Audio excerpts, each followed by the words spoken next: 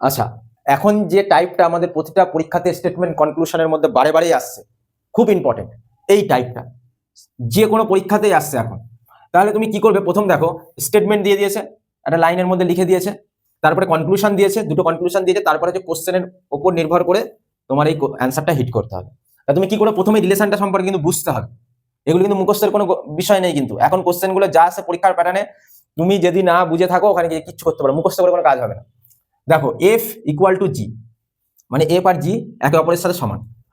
আর হচ্ছে less than I, মানে হচ্ছে বলতে গেলে আই আর এর থেকে বড়। এই পেছন দিকটা যার খোলা থাকে আমরা ছোটবেলায় পড়েছি, সেটা বড় দিকটাকে ডিনোট করে।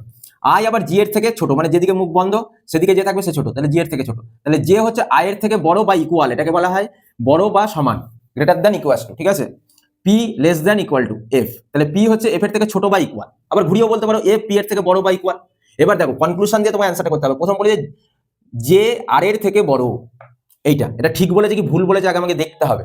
জে আর এর মধ্যে রিলেশন, তাহলে এখানে তুমি প্রথম আর জে চেয়েছে এইটা, এই দুটোর মধ্যে রিলেশন তোমায় খুঁজে বের করতে হবে। তাহলে দেখো জে আর এর মধ্যে রিলেশন আছে, তাহলে জে আর এর মধ্যে ডাইরেক্ট রিলেশন দেয়নি, তাহলে এর উপর বেস করে আমাকে এখানে ঢুকতে হবে।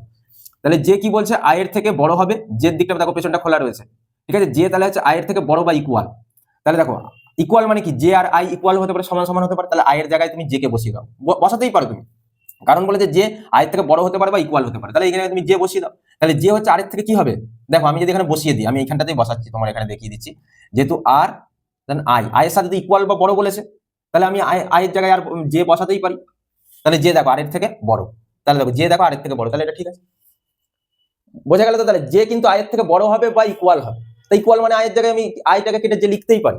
তা যদি তুমি লেখো তাহলে আর হচ্ছে জে এর থেকে ছোট বা জে হচ্ছে আরের থেকে বড়, তাহলে এটা ঠিকই আছে। তারপরে কন্ডিশন মার্চ করা আছে, দেখো পি আর জি, তাহলে পি হচ্ছে জি এর থেকে ছোট বা ইকুয়াল, তাহলে পি আর জি কে খুঁজে বের করো। এই যে জি এখানে পেয়ে গেছি, আর পি কে খুঁজে বের করো, পি দেখো পি কে খুঁজে বের করো।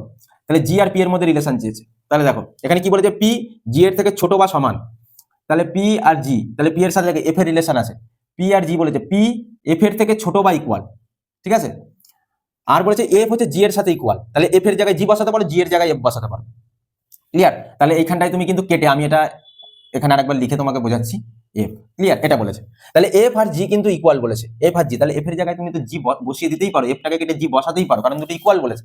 তাহলে দেখো সেই ক্ষেত্রে কি হচ্ছে, পি জি এর থেকে ছোট বা ইকুয়াল, দেখো এটা সেটাই মিলে গেল, মার্চ করে গেল, তাহলে এটা হচ্ছে ঠিক আছে। তাহলে এবার অপশনে চলে আসো, অনলি ওয়ান, এটা হবে না, আইদার ওয়ান ওয়ার টু, এটা হবে না, both one and two follows, অর্থাৎ এই দুটোই এখানে মার্চ করছে, দুটোই আমার অ্যান্সার হবে, অনলি ওয়ান অনলি টু হবে না। তাহলে আমাদের রাইট অ্যান্সার 3 নাম্বারটা আমাদের রাইট অ্যান্সার হবে। তা তোমরা হচ্ছে প্রথম কাজ হবে এখানে যেটা দিয়েছে, এই ভাষাতে তোমাকে কনভার্ট করতে, কে কাকে মিন করছে সেই জায়গায় বসিয়ে জিনিসটাকে দেখা যে কোনটা স্যাটিসফাই করছে, যদি করে তাহলে ঠিক আছে, দুটোই করেছে তাই দুটোই আমাদের ঠিক আছে, both one and two follow, clear. তাহলে এইভাবে তোমরা এগুলো কিন্তু দেখে বুঝে করতে হবে, এগুলো মুখস্থ করে কিন্তু কিছু হবে না।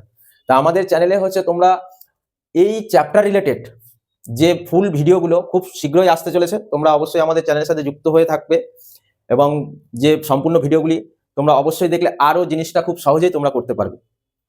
এই ছিল আজকে আমাদের ভিডিও।